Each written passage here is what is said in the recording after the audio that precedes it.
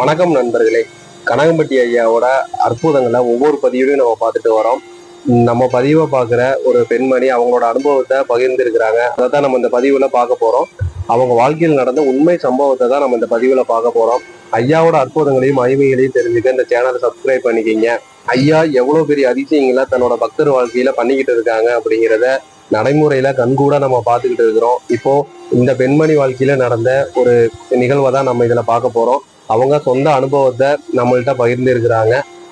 மக்களுக்கு எல்லாமே ஐயாவோட மகத்துவமும் அவரோட ஆற்றலும் சக்தியும் தெரியணும் அப்படிங்கிறதுக்காக தான் நம்ம ஒவ்வொரு பதிவுலையும் ஐயாவோட மகிமைகளை தெரிஞ்சுட்டு வரோம். சித்தர்களும் மகான்களும் சாதாரணமானவங்களா காட்சி கொடுத்தாலும் அவங்களோட சக்திகள் அளவுக்கு அதிகமா இருக்கும். நம்ம எதிர்பார்க்காத நிறைய நிகழ்வுகளை அவங்க நிகழ்த்தி காட்டுவாங்க. அவ்வளோ ஆற்றலும் சக்தியும் அவங்கள்ட்ட இருக்கு. இப்போ நம்ம பதிவுல அந்த பெண்மணிக்கு நடந்த அதிசயத்தை பத்தி நம்ம இதுல பார்க்கலாம். பீரியட்ஸ் டைமிங்கில் அந்த 3 நாள் 4 நாள் அந்த ரத்தப்போக்கு நிற்கணும் அப்படிங்கிறது இயற்கை. ஆனால் அவங்களுக்கு அதை தாண்டியும் ஒரு வார அளவில் அதுக்கும் மேலேயும் ரத்தப்போக்கு இருந்துகிட்டே இருந்திருக்கு. இதனால அவங்களோட உடம்பு ரொம்ப சோர்வு அடைஞ்சிருக்கு. அதிகமாக ரத்தம் வெளியில போறதுனால அவங்க உடம்புல ரத்த அளவு குறைஞ்சிக்கிட்டே வந்திருக்கு. இதுக்காக டாக்டரை அவங்க போய் பார்த்துருக்குறத போய் செக்அப் போறாங்க. அவங்க ட்ரீட்மெண்ட் கொடுக்குறாங்க. கொடுத்தும் அது அவங்களுக்கு கியூர் ஆகவே இல்லை. 3 நாளைக்கு மேல இது போகக்கூடாது அப்படின்னு சொல்லி தான் ட்ரீட்மெண்ட்டுக்கு அவங்க எவ்வளவு மாத்திரை மருந்துகள் கொடுத்தும் அது வேலைக்கு ஆகல. வேற மாத்திரைகள் வேற ஒரு நோய்க்காக எடுத்திருந்தாலும் அதோட சைடு எஃபெக்ட் எதுவுமே ஆகக்கூடாது. 3 நாள்ல இயற்கை நிக்கணும் அப்படின்னு சொல்லி அவங்க சொல்றாங்க. ஆனா எந்த ஒரு பயனுமே இல்லை. இவங்களும் எவ்வளவோ மருத்துவமனைகள் போய் பாக்குறாங்க, எவ்வளவோ மாத்திரைகள் மருந்துகள் சாப்பிட்றாங்க. அப்போ அது சரியாகவே இல்லை. ஒரு ஸ்டேஜுக்கு அப்புறம் இவங்க அந்த செலவு பண்ணி இவங்களே ரொம்ப வெறுத்துறாங்க. என்னடா இது அப்படிங்கிற மாதிரி ஆயிடுது.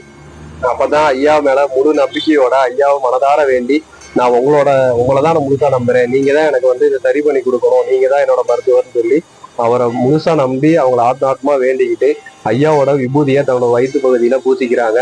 சிறிதளவு அதை விபூதியை எடுத்து தண்ணியில கலந்து காலையிலையும் மாலையும் கொடுத்துக்கிட்டே வராங்க.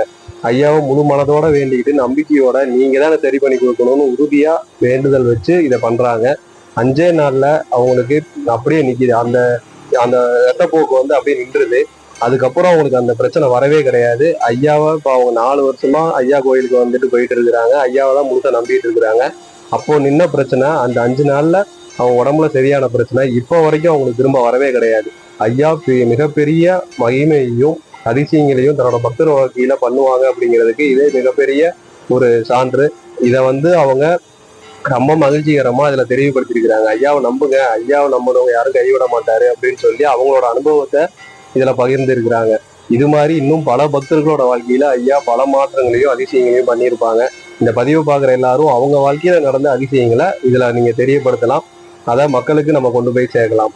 ஐயாவோட மகிமையும் ஆற்றலும் எல்லாரும் தெரிஞ்சுக்கணும். ஒரு தடவை எல்லாரும் ஐயாவோட ஜீவ சமாதிக்கு போயிட்டு வாங்க. வாழ்க்கையில பல மாறுதல்களை நீங்க கண்கூட காணலாம். தீராத நோய்களை தீர்த்து வச்சிருக்கிறாங்க. முடியாத பிரச்சனைகளை நிறைய அவருக்கு முடிச்சு வச்சிருக்கிறாங்க. ஐயாவை நம்பி வந்த யாருமே ஐயா கைவிட மாட்டாங்க. இந்த சேனலை சப்ஸ்கிரைப் பண்ணிக்கிங்க. அடுத்தடுத்த பதிவுல ஐயாவோட மகிமையிலே அற்புதங்களையும் தெரிஞ்சுக்கலாம். சர்க்குருவே சரணம், சர்க்குருவே சரணம். பழனிசாமி சாமிகள் திருவடிகள் சரணம்.